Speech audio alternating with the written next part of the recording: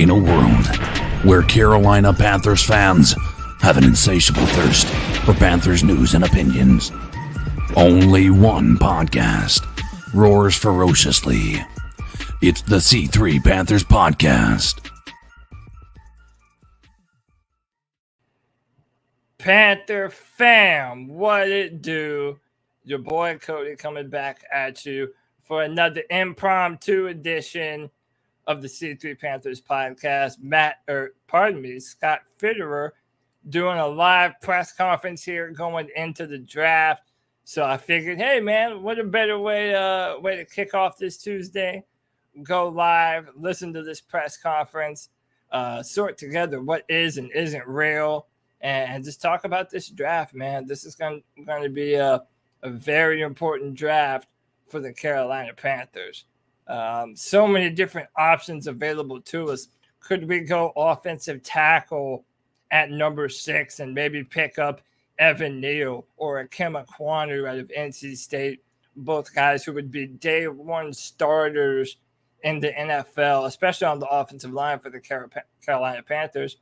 But also, do the Panthers believe in Brady Christensen enough to man down that left side and go potentially best player available and take another player at number 6? Obviously, many of us have been wondering about the quarterbacks.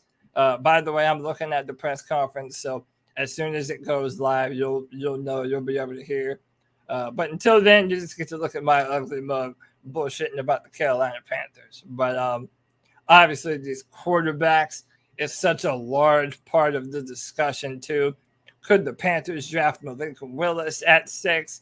What about Matt Corral? Is he in the conversation? Everyone knows David Tepper would love him, some Kenny Pickett, with that Pittsburgh Panthers connection. Lots of different moving parts, man. But look, you already know the chat room is lit. We got my man Nick, Drew, J Issue, 10 Tizzy, Nick N, Marcus 78, Matt Knows Nothing, Dexter Henderson, Mr. Froth. What's going on, y'all? Happy you could join us today. And all right, so we'll do this, man. We have 33 people in this chat room right now. Put down your pick for the Panthers in the chat room right now, and I'll go ahead and throw them up on screen, man. Who's the player that you're wanting to steal from this draft?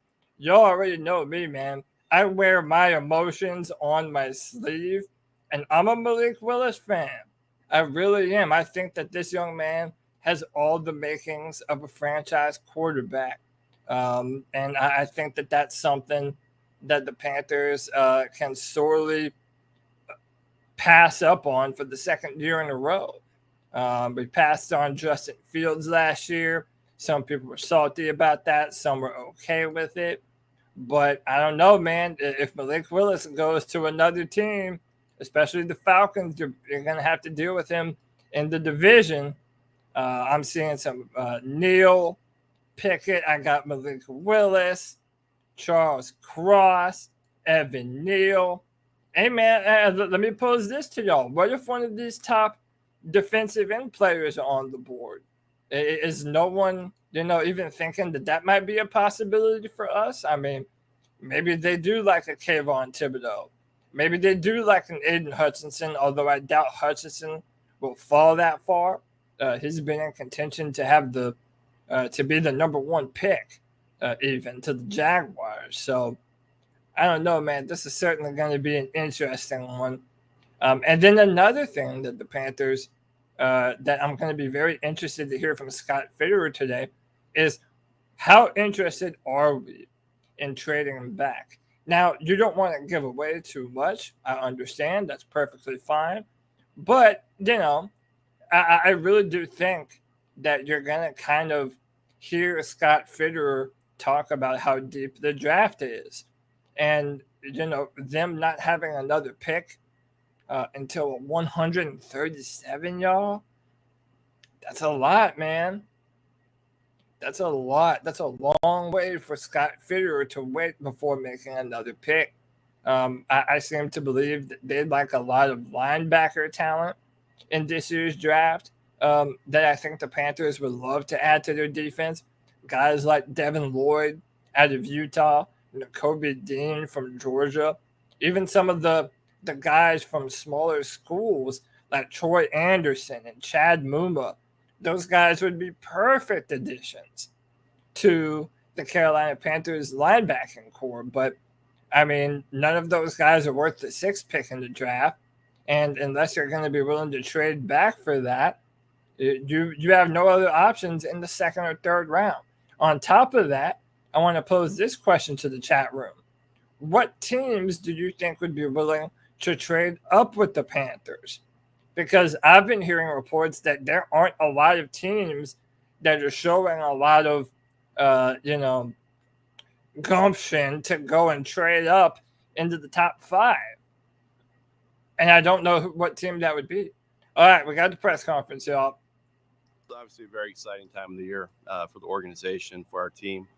I think it's been a great process so far. Obviously, being here a year and a half, working with Coach Rule, Matt and I've really gotten to know each other over the past, year and a half, and very comfortable with each other, very aligned. And so I'm excited about this process. With the coaching staff, the scouting staff, we spent the last week together. And really, I think we're pretty much all on the same page. There are very few differences. So I feel like we're ready for this weekend. First of all, I just want to thank the scouts. They put in all the hard work during the season. They go to the schools or the boots on the ground for us. And I also want to thank their family. They're the ones that, sacrifice when they're on the road. So I want to thank the families for that. The coaching staff, they do so much work. It's a new staff this year, and, they did a great job helping us out. And then, everyone in this organization, the video team with Todd Green and his staff, IT with JD, the kitchen, weight room, everyone's helped out to make this a successful draft. So we're excited about this. The draft is huge for us. This is the foundation of our team. This is how we build it, and this is how we shape our team moving forward. So we're really excited about this process. Last year, I thought it was a good draft. It was exciting. Every board is different, so we were able to move around, acquire picks, build depth for this team, and get some young guys that, like J.C. Horn can be huge pieces for us moving forward. So I was excited about that. And then after the draft last year, Matt, Rule, Pat, myself, we got together and we decided, hey, what's the best way to do this? How can we improve this, going forward in 2022? And so what we did is we sat down, we talked about maybe building up our staff, building up our library, and also modernizing our scouting system. So we went out, we talked to Mr. Tepper, and we presented this idea to him. And he was quick to buy in and invest in this process. And so what we did is we went out, hired Dan Morgan as our assistant GM, Cole Spencer, our director of college scouting. We hired two national scouts, Jared Kirksey and Tyler Ramsey. Sam Diamond brought on Terry Bradway, who's got a ton of experience in the NFL, and then built up our intern program. So with that, last year's process, we had one or two reports on every player. This year, we have anywhere from 3 to 6. So what that does, it really helps us feel confident about how we built this board. And building the board that's the most important thing we do. That drives every decision that we make during the draft, whether we trade, whether we pick, whether we move into next year and get picks. It's very important for us to have that board right and stay true to it on draft day. So that's what we did.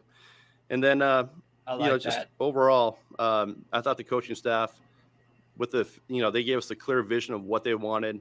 That helps us, drive the value on the players and how to place them on the board. So we're excited about that. And, just really going into this draft, we have a lot of flexibility. We have a lot of different ways we can go. We don't have a day 2 and day 3 pick.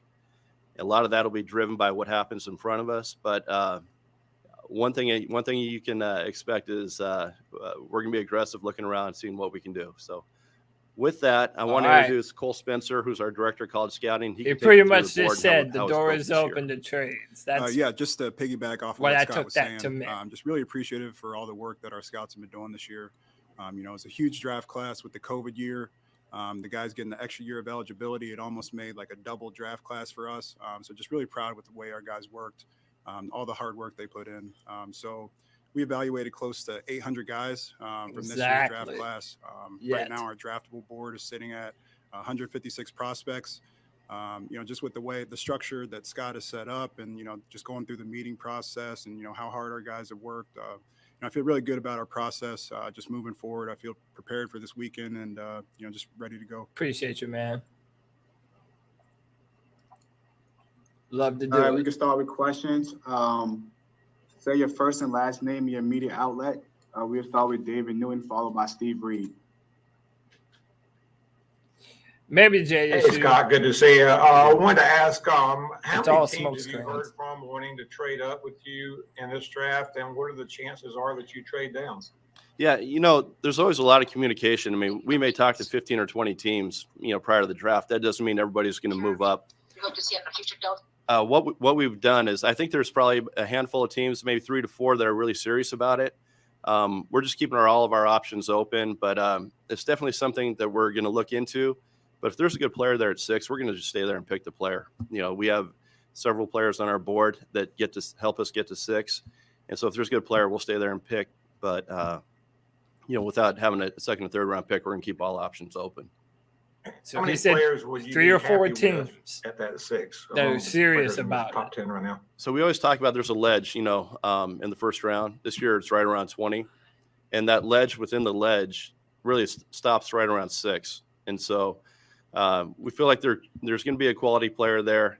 But at that point, we'll make the decision. If there'll be a couple guys on the board that we'll just pick. We know we want to take them. We know they can help us. If they're gone, then we have opportunities. Thank you. Hey, Scott, how you doing? Good. How are you? Good. Hey, just obviously there's the omnipresent need, I guess, for a quarterback. And do you feel any of the guys in this draft are worthy of being selected with that number 6 pick? Yeah, I do think there's a talent level on a couple of them this year that can help us. Whether it's at 6, whether it's moving around. If we had to pick 1 to 6, I would feel comfortable with one of them, or actually a couple of them at 6. So they feel comfortable with a couple quarterbacks at 6. But that's not what he originally said. He wanted to say one of them. Dan, Cole, thanks for doing this. Good to see you. Scott, offensive tackle. Read between the how lines. many of those guys do you have with top 6 grades? I don't want to get too far into that, Joe, and this is a really good question. But I think if we start, divulging that publicly, like we kind of lose leverage out there, and we don't want other teams to know that. But we do have several that we like at that number 6 spot. And I think you had 3 of those guys in for pre-draft visits. Just kind of wondered what your takeaway was with visiting with Cross, Neal, and Icky. Yeah, they spent a lot of time with our coaching staff. We got to meet them as well. Obviously, as the scouts, we've met them either at the school, at the pro days, at all-star games. This is really a chance for our coaches really to get to know them more than just outside that 20-minute window of the combine. So we're able to get them on the board, learn a lot about them, and I think we feel pretty good about these guys as they left our building.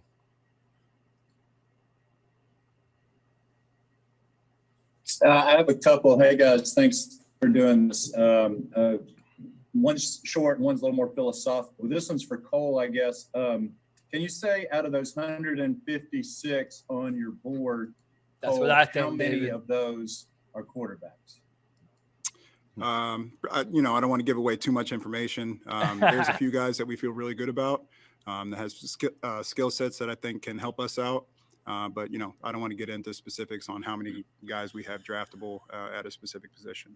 But needless to say, there's guys we like. I'm going to give you all my opinion after this. And this is for Scott. Just from a philosophical sense right now, Scott, where do you think quarterback position is as you go into this draft? And how, quarterback needy do you envision this franchise at the moment? I think we've talked about it since the season. We want to stabilize the quarterback position. We need consistent play out of that. And, I sat down with Sam yesterday and just we talked about everything. Like, we need to help him out as well. We need to help him out with the offensive line. I think we've done a good job, keeping DJ here and, with McCaffrey and surrounding him with the talent where he doesn't feel like he has to make every play. but we do have to protect him. But in our conversation, I said, hey, listen, we are going to add to this group, through this weekend. There's a pretty good chance we could add to this group. And it's open competition. It's his spot right now, but whoever can take this spot and run with it, we're going to do that. And so he was good with that. We're on the same page, and we know we need to stabilize that position, but we're looking forward to adding to it. Thank you. All right. We go Jonathan Alexander, followed by Damien. Hey, Scott, Cole, Dan. Thanks for doing this. This question is for Scott. Do you all have a preference on whether you all would want to trade for a veteran quarterback or draft one? I know your options are open, but do you have a preference at this point? I think we're going to we're going to get through the draft this weekend and see what happens. We do have options outside of the draft. We like guys in the draft, so we'll just see how it plays out, and we'll make the best decision for this team over the next couple weeks. And Cole, how does the fact that this draft had so many more prospects, how did that make perhaps things more difficult in evaluating? I think it just comes down to the workload at each school. So where in the past you may be writing up, 5, 6, 7, 8 guys at each school. We had some schools that had 20 plus prospects, and then the next day you're going to another school with 20 more prospects. So really it was just for our scouts, just staying organized, staying on top of their reports was the biggest thing. But the workload really did increase for those guys. So I thought they did a great job handling it. These press conferences are how to say something while also saying this for nothing. Scott and Cole, really, could each of you guys speak to the question? There's a big gulf between 6 and 137, I think, when you guys pick next. Did that change the way you scout and kind of the guys you consider, knowing there is going to be that wide space in between? No, you know what? You grade the player individually. You don't grade him based on need. You grade him based on your team, their talent level. So you have to be disciplined with that, not to push players, because when you do that, that's when you get in trouble. So whether we're picking 2 or 137, or we don't know what we're going to acquire in between either. So we have to be prepared at every level, at every pick, with who we want. And I think this is a deep draft class as well.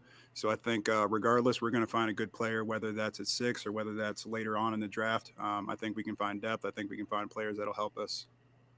And along those lines, at that point, I think you go 3 picks in a 12-pick span.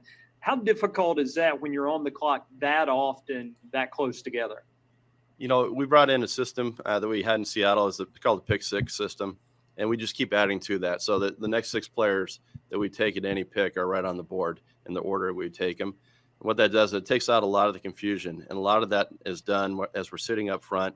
It's Matt, myself, Mr. Tepper, it'll be Dan and Cole and Pat Stewart. We'll be up there constantly tinkering on that pick 6 board. And that way, if they are back-to-back picks, we know exactly who we're taking as it goes. And it also helps us identify how many players do we have. If we have all 6 players there, we can also trade back. We can trade back 3, 4, 5 spots and be assured you can get one of those picks or one of those players. We go Will Pelagic, followed by Phil Orban. Scott, I got a pair. I'll go one at a time. In terms of your decision to trade back, would you prioritize a starter level player or more draft capital volume? You know what? This isn't about just acquiring draft capital. It's not about the number of picks. That's not how you win. It's about getting the right players and identifying the right players. And we're not going to move out of a player just to acquire picks. If we can look at the board and read it right, if we trust how we said it, and there's multiple players there and we think they're close in value, we'll do that. But we're not going to do it just to acquire picks. And this is kind of close to Darren's question, but with that number 6 pick, with how high it is, I know you don't want to force a need, but where that pick is it more incumbent on you to make a hit on something that can contribute to your team right away? You know what? You don't want to get stuck with that mindset. You just have to say, hey, listen, this is the role this guy can do. This is what he's going to come in and do for us, and be comfortable with that and trust that you evaluating him the right way. If we do that, we'll be totally good with that. Thank you. Thanks. Hey, Scott, we talked about this last year, and you've mentioned a couple times figuring out what the teams in front of you are going to do. You had that video where you pretty much nailed the first 7 picks a year ago, and this feels like it's a more unpredictable top end of the draft maybe than last year, at least from the outside. And I'm wondering what your comfort level is compared to last year as far as what you think the other teams are going to do. Yeah, I think this is totally different this year. Even though we're picking at 6, different. It's hard to, say this person will be here 1, 2, 3, 4, 5 like we did last year. Matt and I were laughing today. Hey, if we did that again, you'd have to do it 3 or 4 times to get it right, because this really, it's the first pick. Usually, who the first pick is going to be or have a very good idea. It's totally up in the air. We don't know, how many tackles are going to go, how many quarterbacks will go, how many receivers, corners. It doesn't matter. It's totally up in the air. But the one thing we'll do is we'll be prepared, with our 1 through 10, 1 through 15 list, exactly how we take them off the board. And then if someone's not there, it doesn't fall our way, we'll look to see what our options are. Appreciate it. We go Ellis Williams, followed by Nick Carboni. Hey guys, how y'all doing? Thanks for doing this, of course. Scott, I'm wondering, when you guys what is the process of weighing the veteran quarterback market compared to the rookie quarterbacks that are available? Well, obviously, it's great to go with a young guy. You want to draft one, develop them, and have them be your own. There's a cost that's involved with that. And you also, listen to that. Why are some quarterbacks available that are out on the market? You have to ask yourself that. So, wow. Obviously, every time you draft a quarterback, ideally you want them through the draft. But however we get them, whatever it takes to get them in the door here, well, once we get them, we'll work with them and develop them. And that's just kind of the process we'll go about. And if I can follow up, you mentioned that the draft is how you guys plan and envision building this team. With that being said, is there going to be both a priority to recoup day 2 capital in going into this weekend?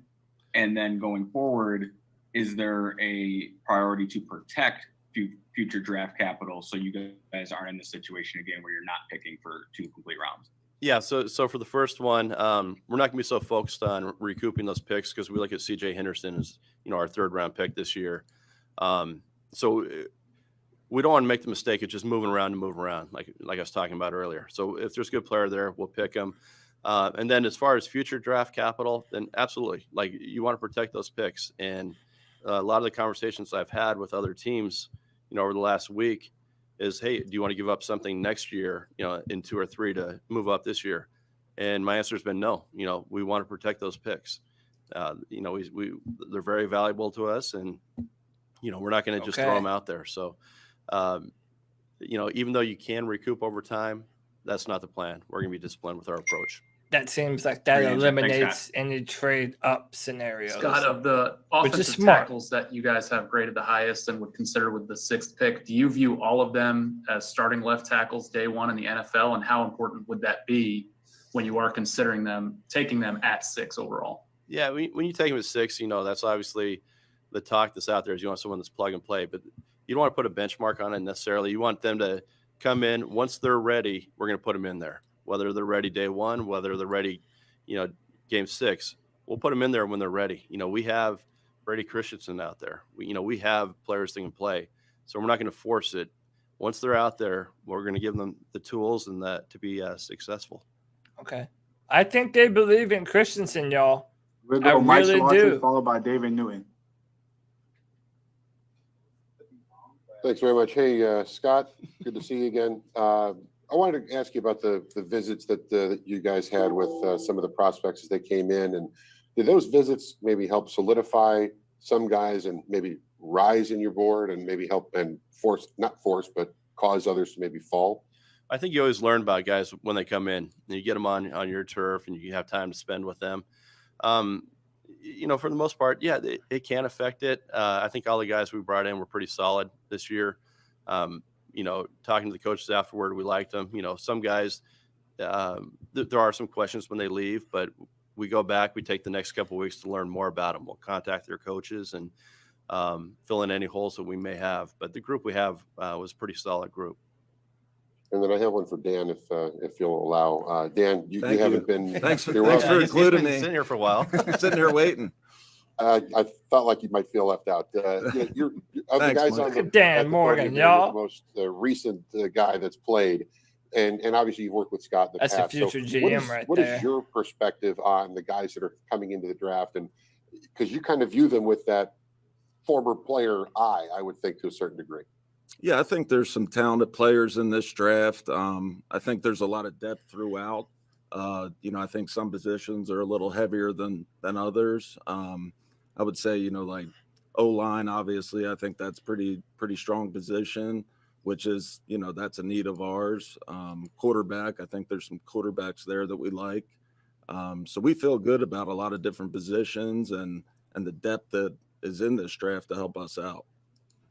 But in terms of how you yourself are looking at these guys as you're helping build these reports for the guys on the board, I mean, do you kind of have a different look? Because you can, I think, with a better perspective, notice a guy's footwork or athleticism, or how would this guy get away from me, or how would he play alongside me as a former player? Right. I mean, I think just in terms of being a former player, I think a lot of these guys have played too, so they have a perspective as well.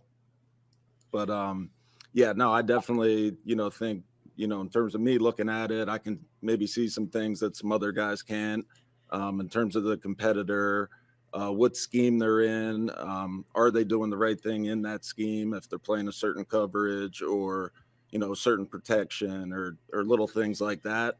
I definitely feel like I have a good eye for that, for sure. So I think it definitely helps out. Thank you, gentlemen. So Dan, so I don't leave you out here. You want to tell us who your favorite player is at number 6? Nope, not getting me there.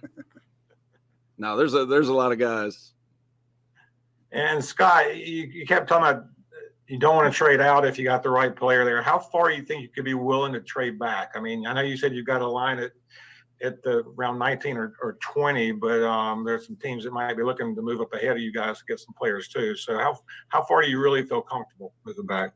Yeah, I think the comfort level would be really in the teens. However, this is a large group. This is a unique group that between that 25 and 50 range, there are a lot of good players, more like foundation type players. So you don't want to you want to be disciplined, not trading out of those levels. But I think the teens, if I had to put a number on it, that would probably be the most comfortable spot. But you have to kind of just weigh what's on the table at the time. I'm not sure if you can comment on this, but your name and the team's name and Baker Mayfield keeps coming up in there. Can you tell us if there's any interest there at all? Or no, yeah, just because he's on another team right now, and obviously league rules prohibit us from talking about other players. I can understand that. I was just curious. But is there conversations going on with teams with veteran quarterbacks that you're still having? Yeah, we'll evaluate the whole landscape and see what's out there. And, there's several different players out there, and we'll talk directly to different teams. So that's the insurance we're not just policy. Sitting here living, they can't say no to their insurance policy if they don't draft a quarterback. We have time for a few more, so we start with Joe Person, followed by Scholar. Yeah, they are not going to shut down Jimmy Garoppolo or Baker Mayfield Scott, right now. We haven't talked to you or Matt in recent weeks. What's the team's stance and reaction on Damien Wilson? It's a pending legal matter, so honestly, we can't talk about it. I did speak with him after the incident, but I can't really talk any further until it plays out. And then you and Dan and Cole can chime in here if they'd like. You talked about being in a good space with Matt and being aligned. If you get to a point in the draft where y'all are sort of not aligned, who breaks that tie? I mean, from my perspective, we've had a real collaborative view on everything. And, I feel like we're all aligned in our vision and kind of the direction that we're going. So I feel good in that sense that, if we do get in that type of situation that, hey, we're all going to talk it through and we're all going to make the best decision for the Carolina Panthers. Honestly, we're going to put them in the back of the room, let them fight it out. Yeah. Hey, one quick last one. We know and heard and read about your owner being driving a lot of the Deshaun pursuit.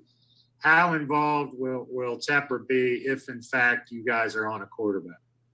He's very involved with what we do. We include him in all of our conversations, but he's very respectful of the people that work here. He respects Dan and Cole and Coach and Pat, and he'll listen to everybody. He'll listen to our coaches. And, I don't see him being the type to say, hey, listen, we're going to do this. This is my decision. That's not him at all. He's very supportive of us, and he understands the process, and we're going to spend the next couple of days together and talk it all out. And, but I can't ever see that being the situation. Hey, Scott, kind of going back to trading back, you guys brought in 11 guys in last year's draft class. So when you get to number 6, had you not brought in a draft class of that size last year, would you feel like your view may change on that and try and get some of those picks back where now you still have some of those guys, coming back this year? And also, what about that second group? I know you talked about that ledge being around 18 or 20. How deep does that second batch of talent go? Do you think some of that could slip into the 4th round?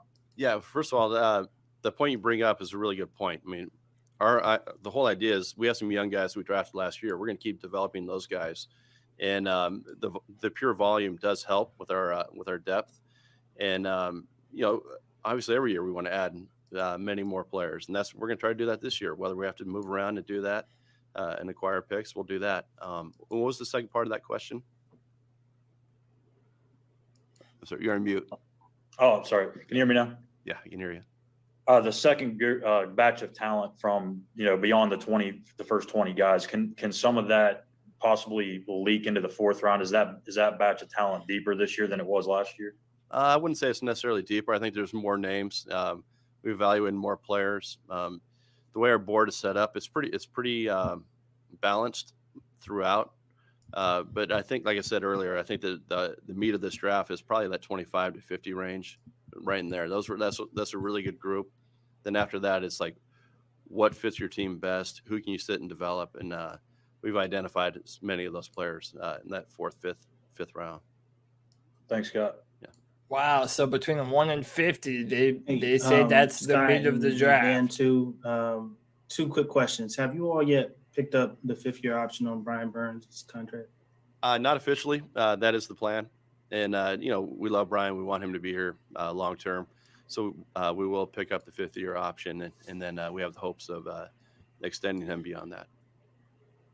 And Dan, outside of the first round with the 4th through 7th round picks, where do you all's needs? Where do you all feel like you all perhaps want to get? Which needs do you want to address?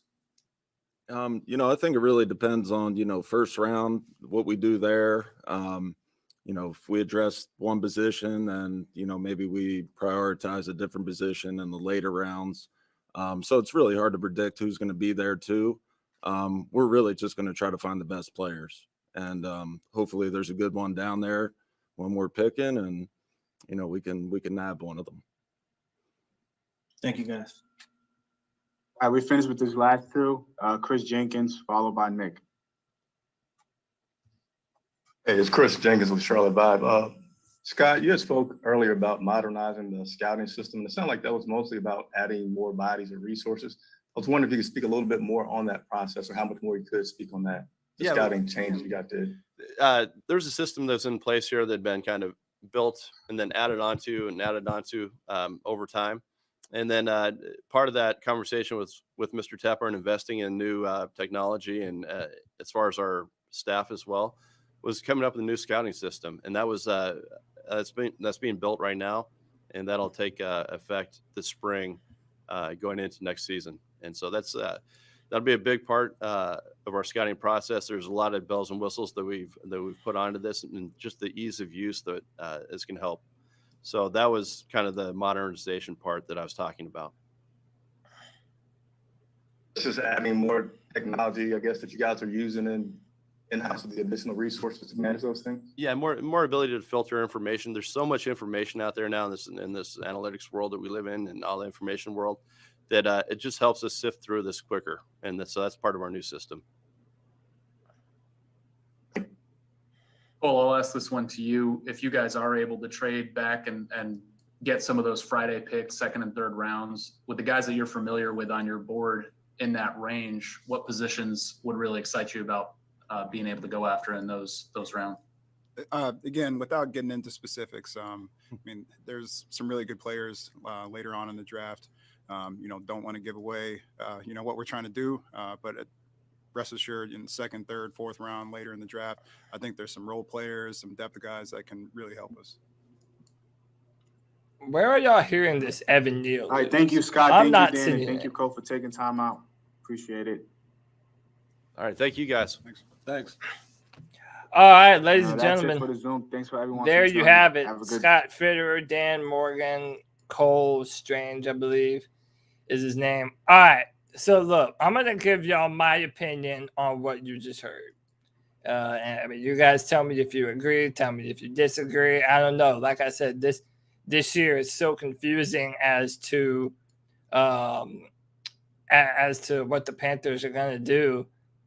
I mean, any theory is just as good as any other ones. So this is what I came away with, right? I think that the Panthers really like Malik Willis. And one of the reasons why I think that, of course, I thought I had it ready, is I'll pull it up here. Hugh Freeze, the head coach for Liberty, I guess he was doing an interview. He came out and said this. He said, "I would be shocked if the Lions took Malik Willis 2 overall. I've had zero conversation with their coaches. The number 6 pick, on the other hand, Panthers, I've had a bunch of conversations with." So I tend to think that the Carolina Panthers have done a lot of due diligence on Malik Willis. However, I don't think that they want to draft him at 6. If you listen to what Fitterer said in that press conference, they view the meat of the draft between 1 and 50. So the fact that they don't have a second or third round pick, it says to them, hey, the bulk/majority of the players that can come into this football team and start and make an immediate difference for this team, they're going to be in rounds 2 and 3 and above, 1, 2, and 3. Now, that may or may not be true. There could be some hidden gems that fall, all the way down to the 7th round. I do think the Carolina Panthers are going to want to trade down. Now, the question then becomes who is going to trade up. So in that press conference, and again, you have to understand we're picking and determining what is and isn't true, what is a smoke screen, what isn't, because they don't want to give their hand away. And of course, that goes without saying. But he said that there were around, I think he said 3 or 4 teams that they've had really serious conversations about potentially wanting to move up. So, okay, I mean, just thinking about some of those teams that it could be, maybe New Orleans. I doubt they trade with their rival, especially seeing as how what the Saints have done lately, trying to undercut all their quarterback decisions. I doubt it would be them. Maybe Philadelphia, but then again, who are they moving up for? The Chiefs have 2 first-round picks, but they're in the back of the draft. And again, based on what Scott Fitterer said, they want to move into that teen range and not the 20s. So I think that's a little too far back. The Detroit Lions are picking 32 as well. And then again, chat room keeps saying that Evan Neal, one of the best left tackle prospects in this class, has failed some of his physicals. Again, man, hey, if y'all tag me in that on Twitter, because I did a quick search of Evan Neal, and I didn't see anything. Okay, no. Jacob just tagged me. I won't play it because they'll get us demonetized. But Mike Garofalo is reporting that there are major concerns about Neal from a majority of the teams. I'm not okay. No, my bad. Pardon me. It says I'm not sensing any real medical concerns about Neal from them or the majority of teams. Okay, so that means that they're not too worried about any physical or any injuries with Evan Neal. And again, I understand that. It's like the dude is a day one starter.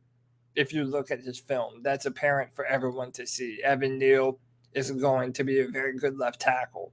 I don't think he has the floor, or rather the ceiling, of an Ikem Ekwonu. I think Ikem Ekwonu long term down the road has more of an upside. Just like I'm saying Malik Willis has more of a physical upside than the other quarterbacks in this draft. But yeah, man, if I'm betting right now, I think they want to trade down and draft Malik Willis. But chat, here's the problem. And I've been telling y'all this every Tuesday and every Friday.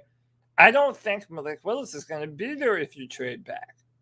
I genuinely don't. With the Seahawks, the Falcons, that's the nightmare scenario, y'all. Could you imagine Malik Willis going to the Atlanta Falcons and then torturing us for the better part of a decade?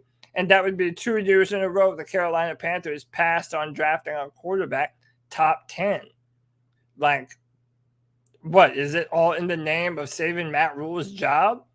I don't know if you guys have picked up on this, but it seems to me like those gentlemen that you just saw at the podium, they're the ones who are really in control of this front office. I mean, I have no doubt that Matt Rule is still a part of it, but I really do think that the reins have been given over to Scott Fitterer and Dan Morgan, as they should. But I just don't know. It depends on how ready they view the quarterbacks to be. And by the way, I don't know if y'all caught that too. During the press conference, when they were asked about quarterbacks that were worthy of being drafted number 6, originally, Scott Fitterer said there's one. And then he kind of corrected himself and said, no, there's a few quarterbacks that we like at number 6. I don't know. I kind of think he might have let the cat out of the bag on that one. Because, again, if you're looking at upside and what a quarterback might be capable of doing down the road, Malik Willis, I'm sorry, he's just head and shoulders above some of these other guys. Matt Corral has a very good arm. He's a good runner. But he comes from an RPO system that really manufactured yards for him. So I don't know that they would value him high enough to pick him there. Now, maybe if they do like Matt Corral, maybe that's where that trade back scenario comes in for them. Maybe they're okay with picking, Matt Corral in the later teens. I don't know. Truthfully, I think that's what they feel about all of the quarterbacks. I feel like they're really regretting that Sam Darnold trade right about now, no matter what they might say about him being the de facto starter. Again, this is a fairly deep draft at a lot of different positions. And the fact that the Panthers don't have a bunch of ammunition to draft, I think that bothers them. I mean, especially Fitterer showing you last year what kind of general manager he is. He does want to be able to trade back and get more players to be able to build on cheaper contracts. And another thing that I want to go on here, and again, if you listen to Scott Fitterer, you can find all the information you need to find. You notice how he says, he was asked about drafting a quarterback versus trading him for one. Go and get a free agent. And if you notice, he said the number one thing that you want is to draft a quarterback. He said that's what good teams do. You want to draft a young, talented player on a rookie contract. But then his next answer was brilliant to me. He said, well, if you're going to go trade for another quarterback on another team, well, you have to ask yourself, okay, why didn't they work out on that other team? And that's what we've been saying. If you're the Carolina Panthers and you're going to go and trade for Baker Mayfield, why didn't Baker Mayfield succeed with all the talent they had around him up in Cleveland? Jimmy Garoppolo, it's a similar thing. Now, he did make it to an NFC championship game 2 times in 3 years. So, again, you would be more justified in trading for Garoppolo. but with the injury history that you're having to look at, and the fact that there were some big-time throws that Jimmy Garoppolo failed to make in the Super Bowl of all places.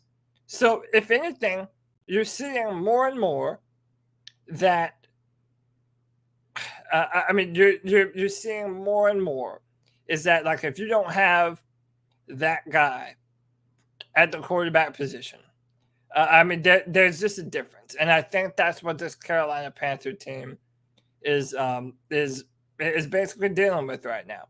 Jimmy Garoppolo has proven to not be the guy. Baker Mayfield has proven to not be the guy. So you're going to give up draft capital to go and get another player that couldn't make it work on a better football team? Come on, man. Make that make sense. Someone make that make sense. But again, the Panthers front office, they didn't put that down either. Because if for whatever reason they do end up taking an offensive tackle at 6 or sometime in the first round, well, I'm telling you, man, David Tepper is not just going to let Sam Darnold be the starter this season. There is going to be some form of competition. Brass tacks, either in the form of Cam Newton or a rookie quarterback like Malik Willis, or maybe a Kenny Pickett or a Matt Corral. I don't know. To me, the most milquetoast safe thing that the Panthers could do, and it would not surprise me at all, is drafting Kenny Pickett at number 6. I mean, that it just seems like the most Panthers thing to do. He's probably the most ready right now from a pro offense perspective. Comes from Pittsburgh. Tepper has the Pittsburgh ties. And I don't know. Maybe they'd be right about it. I don't know. I just think that you have to bet on upside with a lot of these quarterbacks coming through the draft. That's what the Buffalo Bills did. That's what the Los Angeles Chargers did. That's what the 49ers did last year.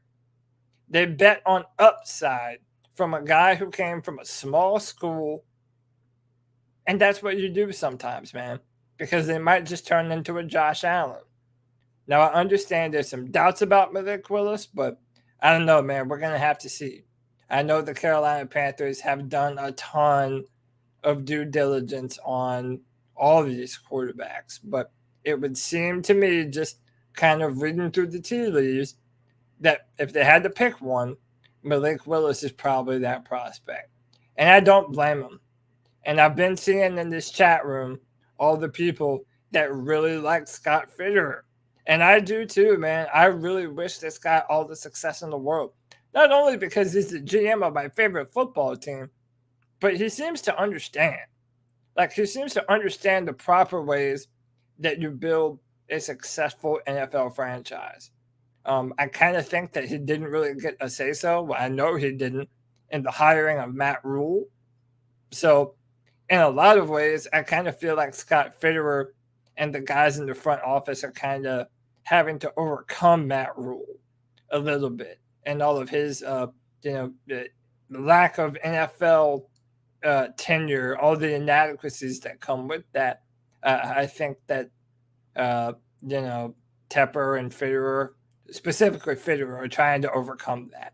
But I really do like most of what Scott says.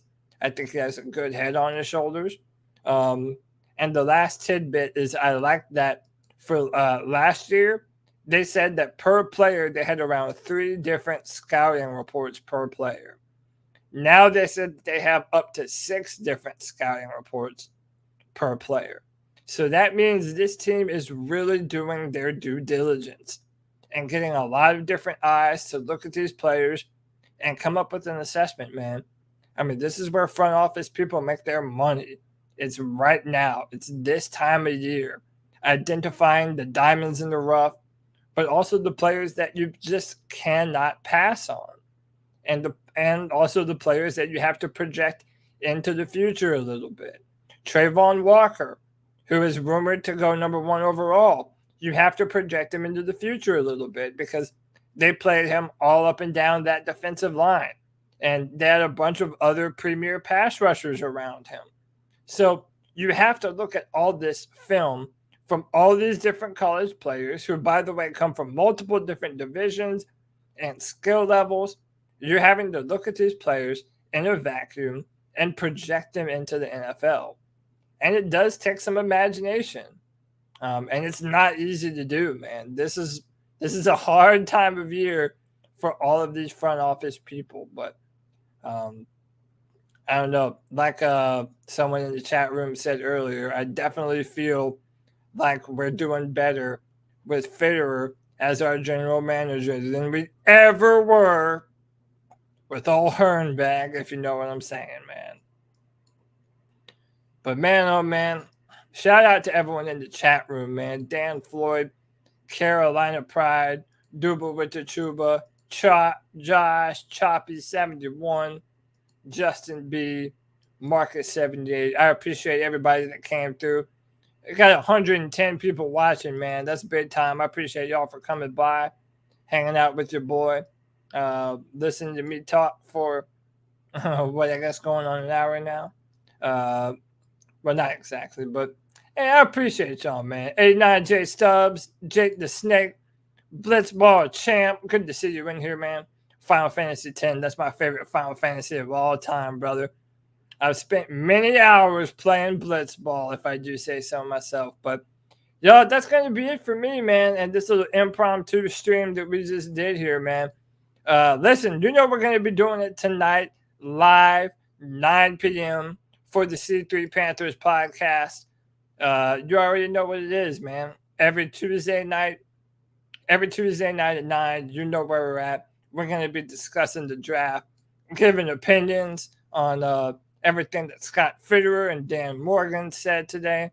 You already know what time it is. But Panther Nation, until next time, you know I got nothing but love. Keep pounding.